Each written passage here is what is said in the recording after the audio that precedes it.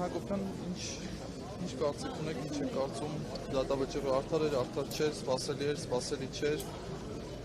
Այն, որ իրավական տեսանկյունից դա խեղճակատություն էր, դրանում ինձ թվում է խոսք չկա եւ կարիք էլ չկա լրացուցիչ անգամ մեկնաբանություն տալու, քանի որ ակնհայտ է, 7.5 տարվա վաղեմության գործը 4 վկաների առկայությամբ, որոնք այս 7.5 տարիների ընթացքում իրենց նախնական ցուցմունքից հրաժարվել էին, գործը կարճվել էր բոլոր մասնակիցների մասով եւ ինչպես գիտեք, Դավիթ Համբարձումյանը մեղադրվում է այդ կազմակերպիչ լինելու մեջ մի բանում, որը ըստ էության չունի մասնակիցներ, չունի տուժողներ, ու ստացվում է, որ ինքը կազմակերպիչն է, ինքը մասնակցել է, ինքը երևի ինչ-որ այս տրամաբանությամբ նաև տուժողն է, բնականաբար իրավական ոչ մի հիմք այստեղ չկա, այն հանգամանքը, որ այս տարիների ընթացքում կիրառվել է խափանման միջոցը գրավ եւ որևէ ռիսկային բան չի եղել, Դավիթ Համբարձումյանի ազատության մեջ գտնվելու մասով եւ ինչու հենց այս պահին որոշեցին, որ պետք է այսպես հապշտապ կալանք տան, ակնհայտ է, որովհետեւ ինչպես գիտեք, Դավիթ Համբարձումյանը միասնական վարչապետի թեկնածուն է խորհրդարանական ընդդիմության ներկայացրած։ Այ հաշվի առնելով, որ ընդդիմության միասնական թեկնածուն է Դավիթ Համբարձումյանի իմպիչմենթի մասով, քննարկումներ եղել են վերադառնալ չվերադառնալու մասով, որովհետև կան մարդիկ, որոնք պնդում են, որ նա ազատության մեջ թեկուզ Հայաստանից դուրս ավելի կարող էր օգուտ տալ գործընթացին։ Այս մասով քննարկումներ եղել են, չեն եղել։ Տեսեք, այսպես ասեմ, այն մարդիկ, ովքեր ճանաչում են Դավիթ Համբարձումյանին, այդ հարցը անգամ առաջանալ իրենց մոտ չէր կարող, քանի որ Դավիթ Համբարձումյանը այն մարդն է, որ այդ փախչողի պիտակը որևէ պարագայում թույլ չի տա դրոշմել իր անվան վրա եւ հենց այդ պատճառով լավ հասկանալով ինչ ապօրինության արդյունքում ինքը պիտի դատապարտվի եւ ազատազրկվի, ինքը վերադառնում է եւ դա անգամ քննարկման առարկա չի դարձել իր կողմից։ Այ իշխանության որոշ ներկայացուցիչներ պնդում են, որ Դավիթ Համբարձումյանը քաղաքական կշիռ չունի։ Արդյոք այս վճիռը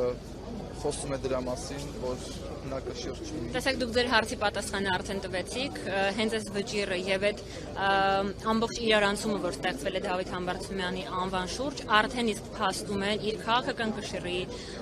իր վարկանիշի, իր սիրվածության, իր սկզբունքային լինելու եւ տղամարդ տեսակի մասին։ Այստեղ հավաքված մարդիկ, դուք ինքներդ տեսնում եք, վստահ եմ, ում էլ խոսեցրել եք, ում հարցրել եք, բոլորը միաբերան նույն բանն են պնդել, որ Դավիթ Համբարձումյանը այն տեսակն է, այն քաղաքական գործիչն է, ում ետևից ժողովուրդը պատրաստ է գնալ, ում շուրջ պատրաստ է համախմբվել եւ այո, Դավիթ Համբարձումյանը իրենից վտանգ է ներկայացնում, հենց այդ իսկ պատճառով 7 տարի անց այդպես հապշտապ իրեն ազատազրկելու որոշում կայացվեց եւ ես կապում եմ դա միանշանակ քաղաքական պատվերի եւ քաղաքական տրամաբանության հետ, քանի որ այստեղ իրավական որևէ գործ չկա, գոյություն չունի։ Տեսեք, ինքներդ նշեցիք, որ իրավական գործ չկա, չկան ապացույցներ, տուժողներ գործով,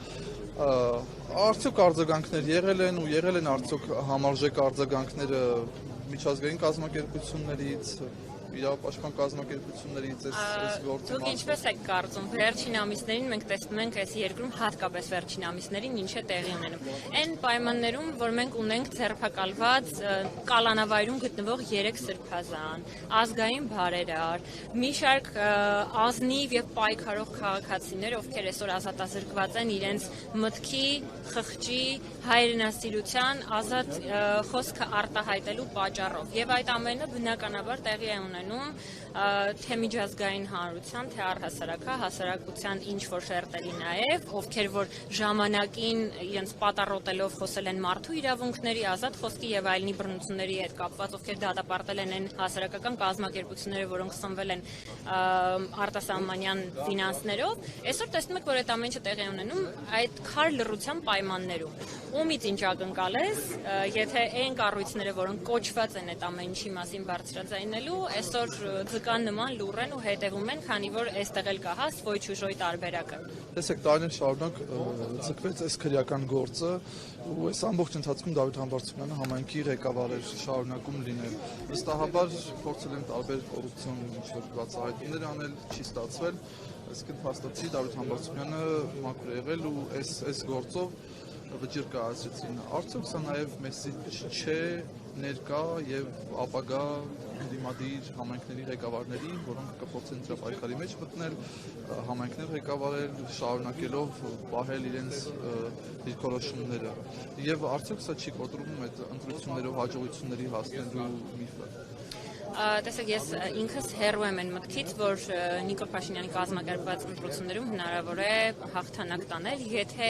որոշ համայնքների մասով նախադեպեր կան, դա դեռ չի նշանակում, որ նույնը համապետական ընտրության ժամանակ պիտի գործի։ Այո, այս ամենը հենց միտված է նրան, որ կոտրեն տեղում բոլոր այն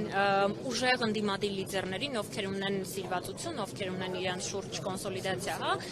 Բնականաբար ճիշտ նշեցիք, որ բոլոր նմանատիպ գործերը կարվում են կոռուպցիոն թեմաների շուրջ, բայց այս պարագայում նույնիսկ 7.5 տարվա ընթացքում այդ կառույցը հնարավոր չեղավ անել, դրա համար ինչ էր պետք էր պահարանից հանել այդ փոշոտ գործը, մի հատ թափ տալ, բերել այսպես հապշտապ ավարտին հասցնել, տանել կալանքի, խափանման միջոցը փոխել, այն պարագայում, երբ ես վստահ եմ, որ իրենք լավ էլ գիտեին, որ Դավիթ Համբարձումյանը այդ պահին երկրում չէ, իդեպ էս էլ է շատ հետաքրքիր, որ նույնիսկ իր սեկտը